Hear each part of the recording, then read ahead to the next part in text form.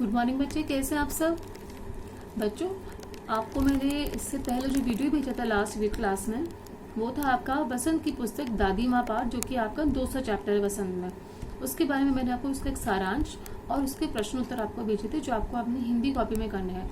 बहुत सारे बच्चों ने अपनी हिंदी कॉपी में सब्जेक्टिव टेस्ट नहीं किए हैं, उनको इसलिए कोई मार्क्स नहीं मिलेंगे। आपको जो दिन बताया गया था उस दिन आपको कॉपी में काम पूरा करके सबमिट करना था।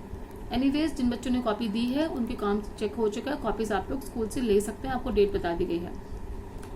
इस बार मैं आपको कोई कंटेंट नहीं भेजूंगी, सिर्फ ये वीडियो आप लोग को भेज रही हूँ जिसमें कि आपको इस पाठ के बारे में समझाया गया है। यह पाठ है बच्चे, एक लेखक है जो कि अपने बचपन के दिनों को याद करता है। उसने अपना बचपन अपनी दादी माँ के साथ गुजारा है। अपने गांव में वो जब जाता था वहां की यादें उसने करी हैं। जैसे कि उसकी दादी उसको बहुत प्यार करती थी, उसको कभी बुखार आता था तो उसके माथे पे पट्टी रखना, उसको कभी खिचड़ी देना, कभी साबूदाना देना, कभी कुछ बच्चे उसका बहुत ध्यान रखती थी।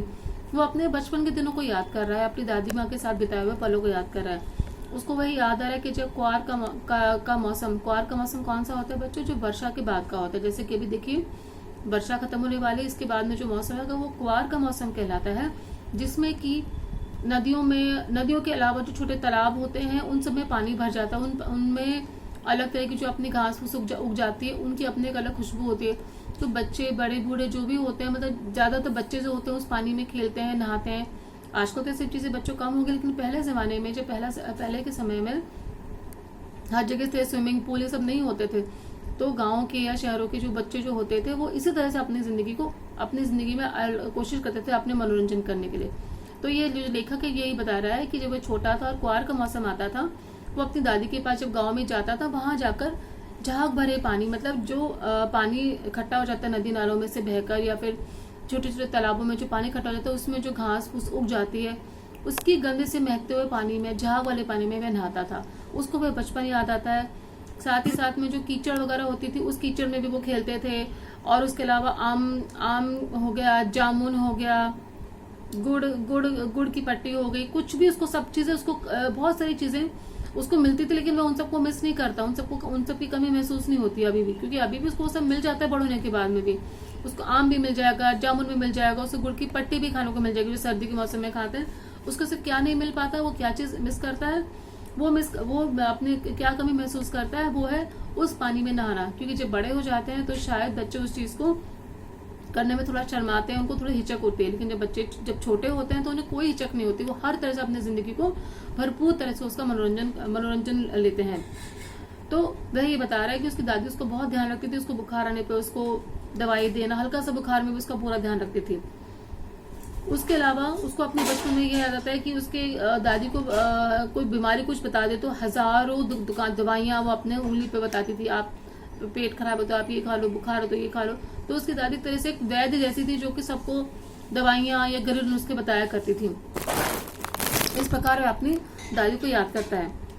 उसके अलावा कभी मिश्री, कभी शहद, कभी चादर के गिलाफ बदलना, ये सब चीजों का बहुत ध्यान रखती थी वो बच्चों को देने के लिए।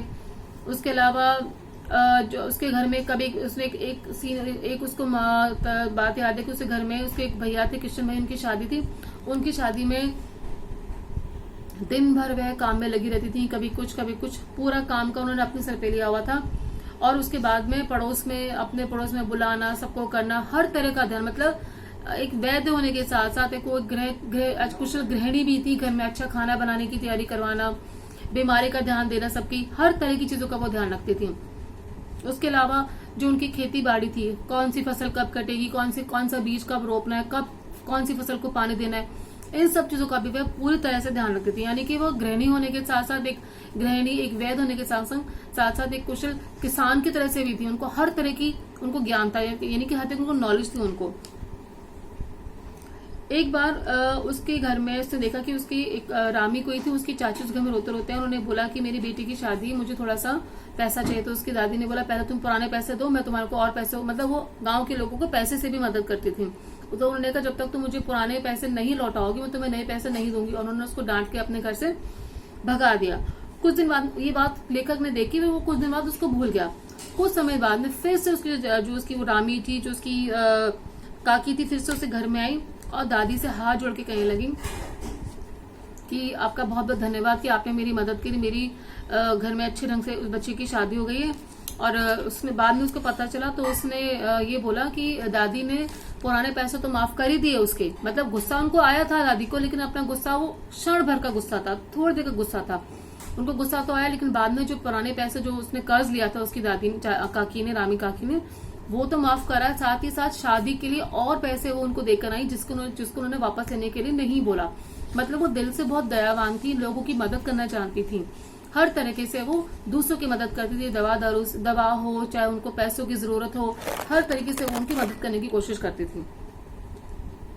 और एक बार घर में एक शादी थी तो वो अपने ये जो लेखक था उनके पास था, उसको अपने पास में सुला कर रखा। लोग मजाक करने लगे, नहीं यहाँ पे बच्चों को नहीं बैठाना है। उन्होंने उस चीज पे भी नहीं ध्यान दिया, उन्होंने कहा नहीं बच्चा है बैठने दो। मतलब हर तरीके से वो कोशिश करती कि सबको खुश कर सके। एक बार उसके जब दादा की जो मृत्यु हो गई थी, जब दादा की मृत्यु तो उसके पापा ने, उसके जो पिताजी थे, लेखक के पिताजी, उन्होंने उनकी शादी में बहुत सारा पैसा खर्च किया। अपने दोस्तों से उधार लिया, किस से उधार लिया उन्होंने। उससे क्या उनके घर कर्जे में आ गया। तो दादी को उन्हें मना भी किया था कि इतना कर्जा लेके श्राद्ध करने का कोई मतलब नहीं, तेरवी करने का कोई मतलब नहीं, लेकिन उसके पिताजी ने नहीं सुना। और उसका नतीजा क्या हुआ कि उनको बहुत सारा कर्जों के नीचे आ गए। तो दादी ने क्या किया, जाकर अपना ट्रंक खोला, ट्रंक में से सोने के कंगन निकाले और लाके दिए। उन्होंने बोला इन कंगनों को बेच के कर्जा चुका दो। मतलब वो दूरदर्शिता भी थी उनके अंदर, वो दूर से ही वो पहले से ही हर चीज को समझ के कोशिश करती थी कि आने वाले समय में भी उस चीज का ध्यान रखें। वो दूरदर्शी भी थी। और उसको एक बार जब उसकी दादी ऐसे बैठी हुई थी तो उसको देख के उसको लगा जैसे कि एक शाप भ्रष्ट, मतलब एक बहुत ही पावन और पवित्र एक आत्मा की तरह से थी, जो कि अपने आप में ही संपूर्ण थी। उनके मन में किसी के लिए भी कुछ कलेश नहीं था, किसी के लिए कुछ बुराई नहीं थी, सबके लिए वो अच्छे सोचने की कोशिश करती थी। वो इस दया और स्नेह की, ममता की मूर्ति थी।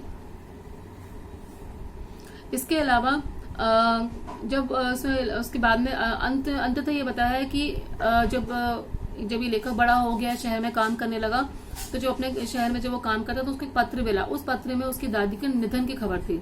मतलब उसकी दादी नहीं रही।